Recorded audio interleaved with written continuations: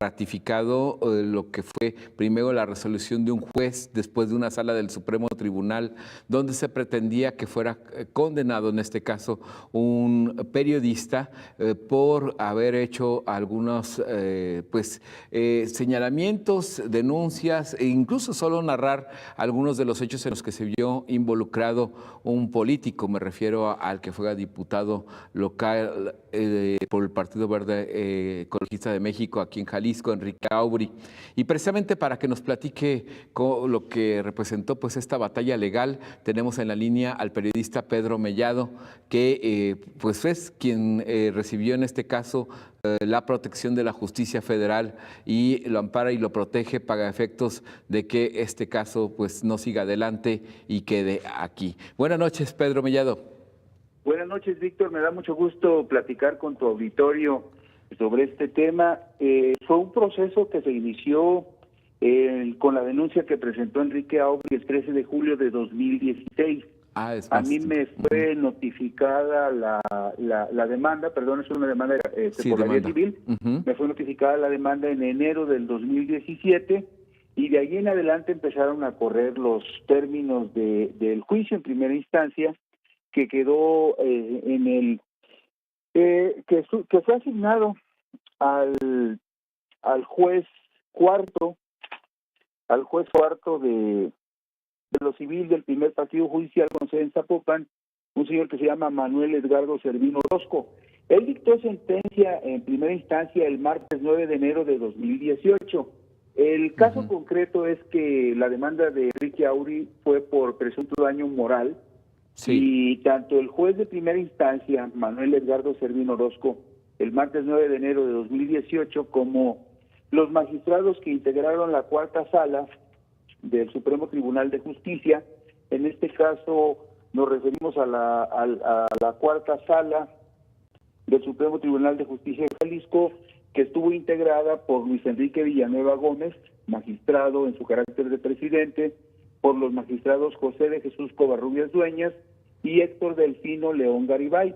Ellos ratificaron la sentencia que se había dictado en primera instancia y que me resultaba desfavorable. La ratificaron, la primera fue en enero y la segunda fue emitida el 18 de mayo de 2018.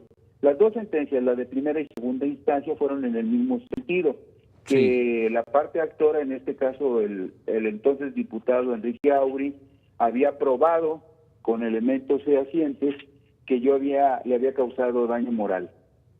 Sin embargo, cuando el asunto se va a la solicitud de amparo en tribunales federales, es muy sintomático que la resolución del Tribunal Federal fue el primer tribunal colegiado en materia civil del tercer circuito, también con sede en Zapopan, pero un juzgado de carácter federal. Ahí la magistrada Marta Leticia Muro Arellano, en funciones de presidenta, el magistrado Carlos Arturo González Zárate, quien fue el ponente, y la secretaria del tribunal en funciones de magistrada, Marta Claudia Monroy Flores, en las ponderaciones que hacen en la sentencia donde me conceden el amparo, todos los criterios que aplican, todos descalifican los criterios que en primera y en segunda instancia utilizaron los tribunales de Jalisco. Y además la sentencia de amparo es dura, porque por ejemplo, en el punto 22, donde los magistrados federales analizan el caso, dicen claramente lo siguiente: la sala responsable obró ilegalmente al afirmar que las notas periodísticas que se invocaron como causa del daño reclamado no tienen un fin benéfico para la sociedad a la que estaban destinadas, pues con ese actuar, a priori, mediante una opinión subjetiva, el beneficio que la información publicada puede arrojar a la sociedad democrática, lo cual constituye una censura o una figura que está prohibida por la Constitución. Lo duro de esta apreciación que hace el Tribunal Federal es que considera que los magistrados de Jalisco, en este caso nos referimos particularmente al magistrado Luis Enrique Villanueva Gómez, a José de Jesús Covarrubias Dueñas y a Héctor Delfino León Garibay, actuaron ilegalmente, lo cual es un juicio muy duro tratándose de magistrados federales que juzgan una resolución en segunda instancia de un tribunal jalisciense. Y sobre todo porque dejan a salvo el séptimo constitucional, ¿no? El derecho ¿Sí? a la libertad de expresión. Uh-huh. No, mira, dice por ejemplo el punto 23 de la sentencia. También le asiste la razón al quejoso, en este caso yo que promoví el amparo, también le asiste la razón en cuanto afirma en el cuarto de sus conceptos de violación que tanto el juez de primera instancia como la sala responsable debieron resolver el asunto con base en los múltiples criterios emitidos por la primera sala de la Suprema Corte de Justicia de la Nación, en los que estableció la acción de daño moral reclamado por un servidor público a un periodista, se debe de analizar bajo la figura de malicia efectiva, que se actualiza cuando se publica información falsa o se reproduce una a sabiendas de su falsedad. Entonces, para concluir, así de manera muy genérica, pero muy clara y muy contundente, los magistrados federales resolvieron del primer tribunal colegiado en materia civil del tercer circuito, concluyeron que nunca se probó la presunción de daño moral, no se probó la presunción de malicia efectiva, ni tampoco se probó que en lo que yo escribí en mis columnas en el periódico Mural, si hubiera afectado algunos de los derechos de personalidad o si hubieran hecho referencias a la vida privada de Aubrey de Castro Palomino. Y la resolución es tan fuerte, tan concreta y tan enérgica que deja sin ningún efecto la sentencia en primera instancia, la que emitió aquí en el estado de Jalisco el juez cuarto de lo civil, Manuel Edgardo Servino Orozco, y también deja sin efecto la sentencia en segunda instancia de la cuarta sala del Supremo Tribunal, que emitieron los magistrados Luis Enrique Villanueva, José de Jesús Covarrubias Dueña y Héctor Delfino León Garibaldi. Es una sentencia que, aunque cuida mucho los formalismos, es muy dura porque prácticamente descalifica en todos los espacios, los ámbitos y los sentidos los criterios que el juez cuarto y que la cuarta sala del tribunal local utilizaron como referentes para juzgar mi caso. Y marca definitivamente, Pedro, un precedente, porque creo que esto ya pone, por así decirlo, un límite, o más bien quita cualquier posibilidad de un límite en Jalisco, siempre y cuando, pues, cuando se haga la información o se realice la información o se dé a conocer esta información sin que se violenten algunos preceptos constitucionales y pues de otra forma creo que si hubiera sido en contrario, pues afectaría todas las notas que se manejaron en su momento contra Enrique Aubrey por diversos medios de comunicación también, ¿no? Sí, bueno, lo que consideran los magistrados federales es muy simple. Sí. Es algo que incluso el juez de primera instancia nunca tomó en consideración.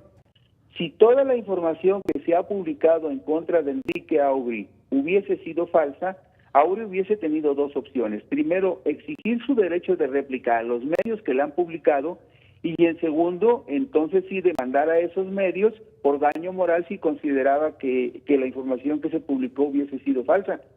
Pero toda la información que se publicó en ningún momento fue, digamos, objetada por Enrique Aubrey, porque además, como dicen los magistrados federales, lo que es público y se asume como público no tiene que probarse.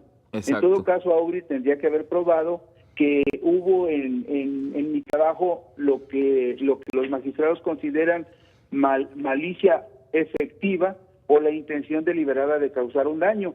Pero lo que reiteraron en casi todos los puntos de la sentencia los magistrados federales fue algo muy concreto, que los periodistas en nuestra tarea cotidiana, la característica esencial de nuestro trabajo es que somos y debemos ser críticos frente a la actuación de los hombres públicos, porque la tarea del periodista contribuye de manera importante y definitiva a tener una sociedad más informada y a tener una democracia de mayor calidad. Exacto. Entonces, tanto el juez cuarto local como los magistrados de la cuarta sala del tribunal local concluyen los magistrados federales que pretendieron conculcar mi derecho a la libertad de expresión, el derecho a la libertad de información y también que el juicio al que fui sometido violó violó en muchos sentidos mis derechos fundamentales. Exacto. Y bueno, pues esto definitivamente ahí queda, no solo para la historia, sino como un elemento jurídico, para lo que es la aplicación de la justicia en Jalisco. Aquí lamentablemente es que se tuvo que recurrir a la federación, pues, para llegar a este indicador de justicia, ¿no? Mira, hay un punto que es muy importante que quiero comentar rapidito, el punto número 41 de las ponderaciones que hace la Sala Federal. Dice, por ejemplo, lo siguiente, dice, basándose en una jurisprudencia de la Corte que se refiere a la libertad de expresión y el derecho a la información, su protección en el denominado periodismo de denuncia. Dice lo siguiente, el periodismo de denuncia es la difusión de notas periodísticas, opiniones, declaraciones o testimonios que tienen por objeto divulgar información de interés público, ya sea para toda la sociedad o para una comunidad determinada, como la denuncia de la ley, como la denuncia de irregularidades en el ejercicio de la función pública o de un trato diferenciado en la aplicación de la ley en favor de grupos privilegiados, ya que es de interés público que no haya privilegios o excepciones en la aplicación de la ley.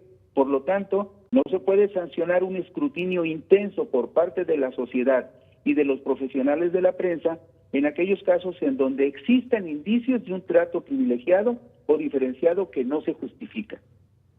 Así es. Más claro, pues ahí está. Muchas gracias, Pedro. Víctor, gracias a ti. Al contrario, buena noche. Saludos a tu auditorio. Gracias. Buenas noches. Buenas noches. Y ahí está, queríamos hacérselo saber, esta resolución que se emite por un tribunal colegiado. Y bueno, pues ya ve usted los términos, así es que el periodismo, podríamos decirlo así, está a salvo en Jalisco.